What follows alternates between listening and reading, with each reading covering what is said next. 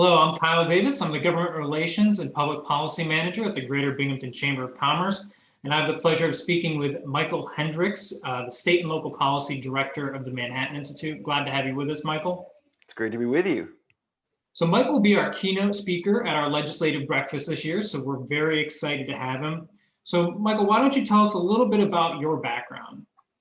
Sure. So I'm at the Manhattan Institute. Manhattan Institute, as the name implies, it's not in Kansas, it's in New York. And Manhattan Institute has been around since the 70s, fighting for free enterprise, opportunity, and individual choice and freedom. You know, and we really believe like those are the ingredients for growth and opportunity in America, and especially the city and state. So my background is coming in as the state and local policy director, helping bring MI's vision, not just to the city and to the state of New York, but really across the country. A lot of people look to New York for examples on what to do, or unfortunately all too often what not to do. And so we're trying to produce good, solid research and commentary to help inform policymakers and passionate voters who really have a say in the future of this country or state and cities. Before this, by the way, I was at the U.S. Chamber of Commerce. I was our senior director down in DC, and at the U.S. Chamber, I led a mini think tank there to help us identify what are the future issues that the chamber community should be caring about, and then what does it mean for state and local chambers to lead to a bright and better future led by free enterprise. Fantastic. Yeah, and you already kind of touched on this, but what makes the work that you guys do so important? Because you're on a range of topics.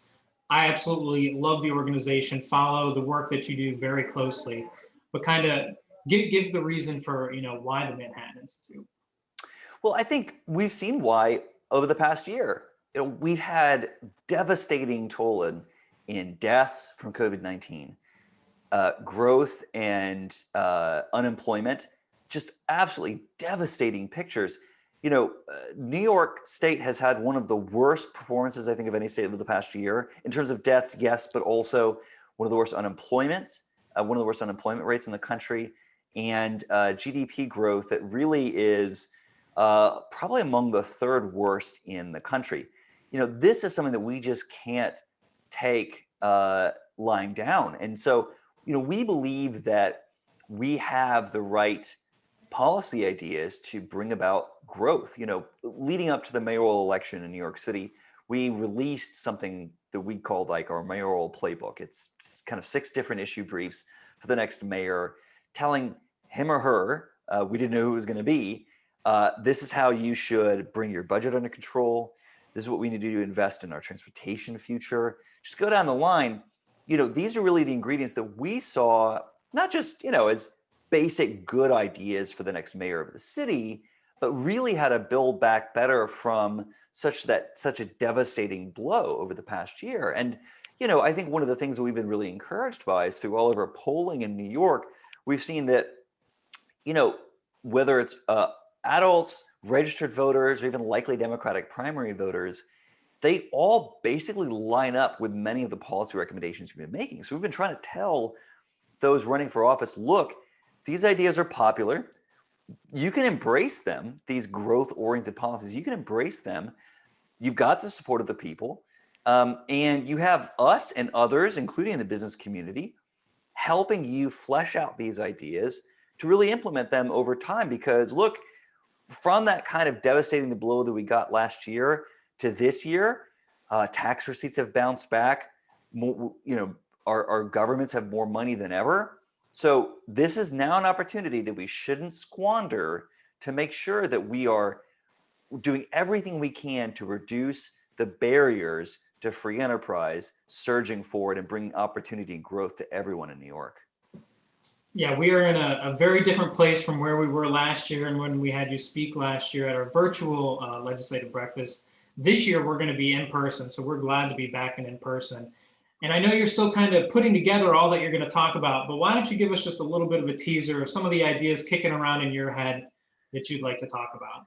Yeah, so like I said, I just really want to give us all a sense of how bad things were over the past year. Not to be a Debbie Downer, because right now things feel pretty good. We're actually seeing friends and family, jobs are coming back, budgets are better. But we really went down in a deep hole. And even though we're coming back, we still have a ways to go. And I think the other thing I'm going to talk about after that is just look, we've been taking growth for granted, I think, in New York for a very long time. We've been spending like drunken sailors.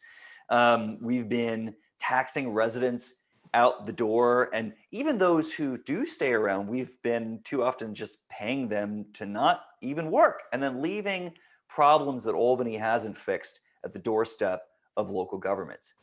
And then I think at the end of the day, we do need to look to the business community and to community itself to help us build back better.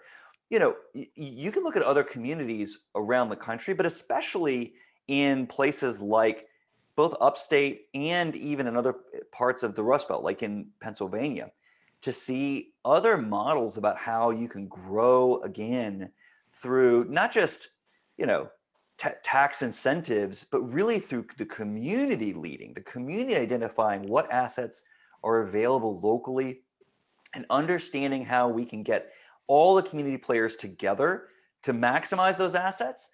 And so that when the winds of growth do start blowing in your direction, you have everything on your side to take advantage of it. Now, of course, there's only so much that Binghamton can do. There's only so much that Upstate can do. Albany really has responsibility to make sure that you're not bleeding coffers dry, you're not wasting time on needless regulation, and that you're really doing whatever you can, not just to help businesses grow, but helping workers be able to, and people who want to create their own businesses too, to be able to not have needless hindrances in their way. I think if you look at it holistically that way, understand what the business community can do, what the community can do, what policymakers can do, I think the future is actually bright. And I want to be able to say that, like, look, free enterprise can, should, and will lead the way again. Well, we are very excited to welcome you to Binghamton for the first time in person. We're excited to have such a high caliber speaker at our breakfast this year. I do want to remind everyone who's watching to don't forget to register. You can register right on the Chamber's website, and we can't wait to see you in person on August 4th. Can't wait to be there.